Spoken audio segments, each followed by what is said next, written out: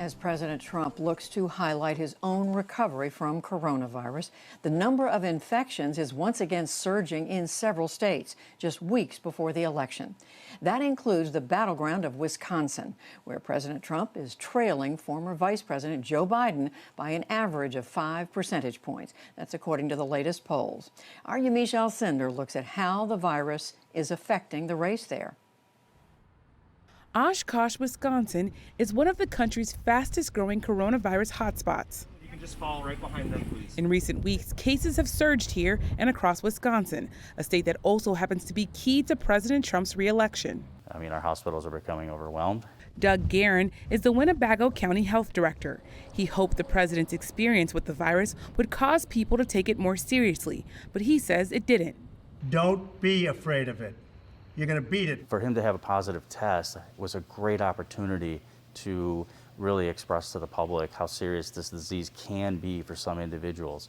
And unfortunately, it's been minimized, and we're still on the same path that we were before.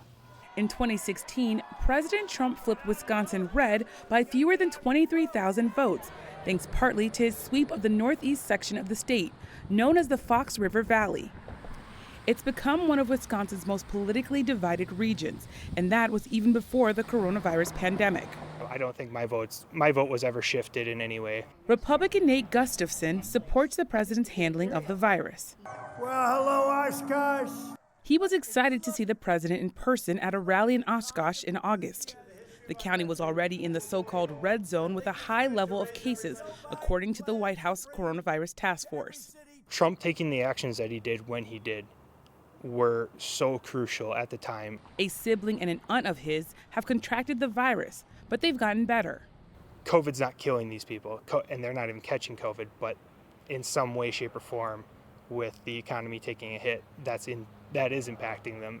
Obviously, we see the spike here in this area in where we are now, even with our current governor's mask mandate. In Wisconsin, about 150,000 people have gotten the coronavirus and more than 1,400 have died from it. Health experts say wearing facial coverings helps stop the spread of the virus. But while nearly 3/4 of Wisconsin voters support requiring masks in public, the precaution has become deeply political. If you want to wear a mask because you feel comfortable and it's going to help you and you feel that it is going to prevent spread, wear it. But when you start demanding and enforcing and telling people that you have to do something in a certain way, that it's going to be ineffective. I've had friends who've had masks torn off their faces. Neenah resident Ann Winters is a cancer survivor. She is immune compromised, as is her 5-year-old son, Drew. Winters is a Democrat voting for former Vice President Joe Biden.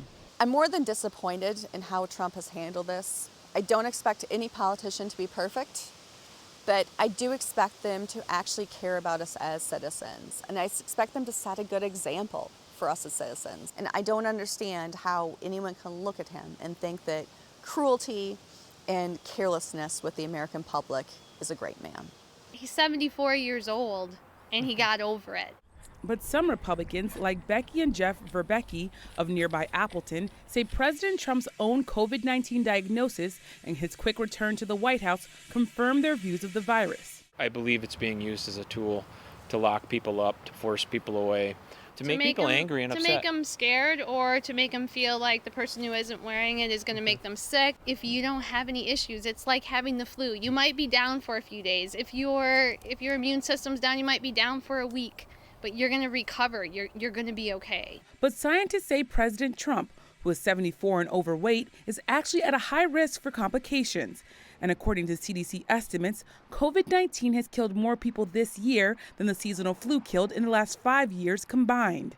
And it's had a disproportionate impact on Black people and people of color. I don't think that the president has taken it serious as far as how to combat it in communities of color, because he likes to feed into the hands of the people he feel will vote for him.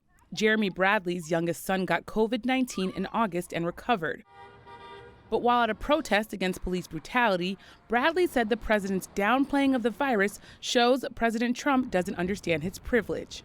He's sort of feeding into it shouldn't be a problem, you guys can get over it because I did, even though he has the best doctors possible to combat it, where everybody else isn't able to get that kind of medical assistance. In 2016, Sarah Leet joined 150,000 other Wisconsin voters in supporting a third-party candidate. This year, though, she's voting for Biden because of the president's response to the pandemic. I don't think that he still, to this minute, understands that this is a national crisis. His leadership, for better or for worse, does have an impact. I think to a point I'm almost even ashamed that I think that hearing it over and over from him subconsciously affected how I thought about it myself. And thought maybe it's not something that I need to worry about. But in the last week, Leet says she's gone from not knowing anyone with the virus to knowing 5 people who've tested positive. That's just a small fraction of the growing number of cases across Wisconsin. For the PBS NewsHour, I'm Yamiche Alcindor.